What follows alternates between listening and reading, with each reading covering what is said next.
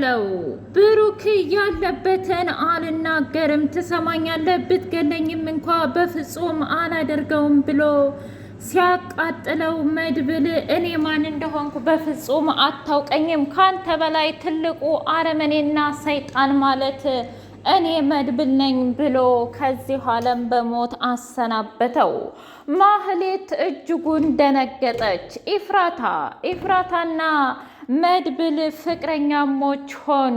ኢፍራታ ለመድብል ፍቅሯን ገለጸችለት።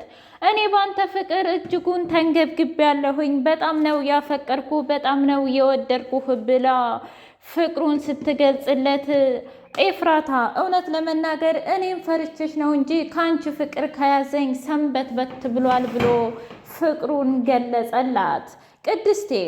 ቅድስቴ የብሩኬ አለመንጣት በጣም ልቧን እየሰበረው ይገኛል። ምሳሌ ሳይቀር አባቴ የት ነው? ማለፈው እማዬ አባትሽ በፍጹም ውጭ ሀገር አልሄደም፣ አባትሽ ችግር ውስጥ ነው ብላኛለች እና ለምንድን ነው የማትናገሩት እያለች እምቢ ዘራፍ ማለቷን ቀጠለችበት። ቅድስቴ እንደውም ከዚህ በኋላ ስለ አባትሽ እኔን ሳይሆን መጠየቅ ያለብሽ አጎትሽን መድብል ነው፣ እኔ ምንም የሚያገባኝ ነገር የለም ብላ መልሷን ቀጠለችበት። ማህሌት እንግዲህ በ400,000 ብር ተደራድላ ዝናን ለመድብል ለመስጠት ተስማማች። እኔ ምልህ ቆይ ግን የእውነት ማህሌት የምታደርገው ይመስልሃል እንዴ ብሎ ሲለው ሞገስን በትክክል ምክንያቱም ማህሌት ለገንዘብ ስትል ማንንም ትሸጣለች አይደለም ዝናን ይቅርና እራሷን ሳይቀር ራሱ ትሸጣለች። ስለዚህ ምንም አሳቡ አይግባህ ብሎ መልሱን ቀጠለለት። ሰላም ውድና የተከበራችሁ የስንዲቅ ሚዲያ ቤተሰቦች እንዴት ናችሁ? ሁሉ ሰላም፣ ሁሉ መልካም። እኔ እግዚአብሔር የተመሰገነ ይሁን ሰላም ነኝ፣ ደህና ነኝ።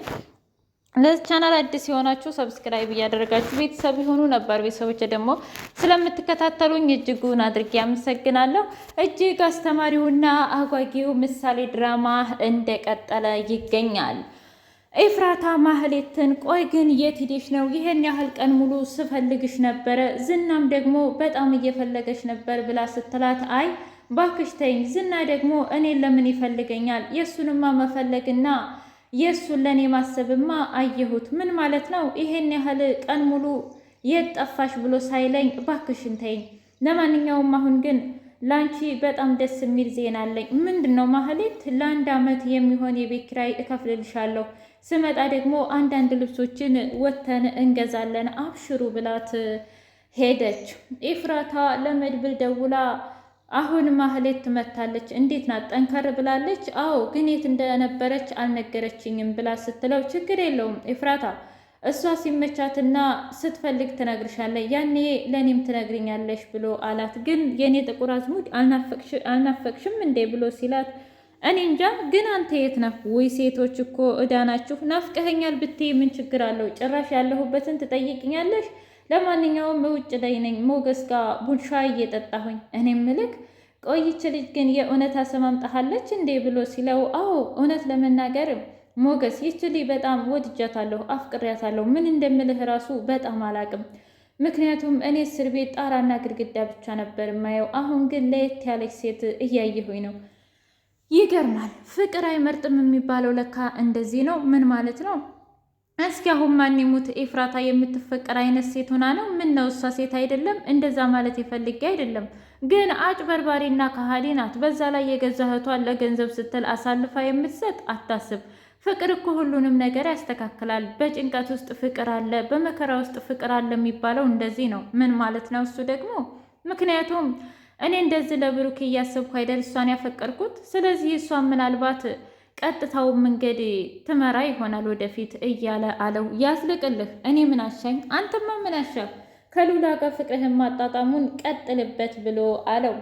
ሉላዬና ዳጣ እያወሩ ባሉበት ሰዓት እኔ ምልሽ የሰርጌ ቀን ግን እንደተለመደው ቀሚስ ነው አይደል የምለብሰው? አዎ፣ አሁንማ እድሜ ለአባትሽ ሴት መስለሻል እኮ ብላ አለቻት። አዎ አባቴ በጣም ሀብታምና ጨዋ ነው።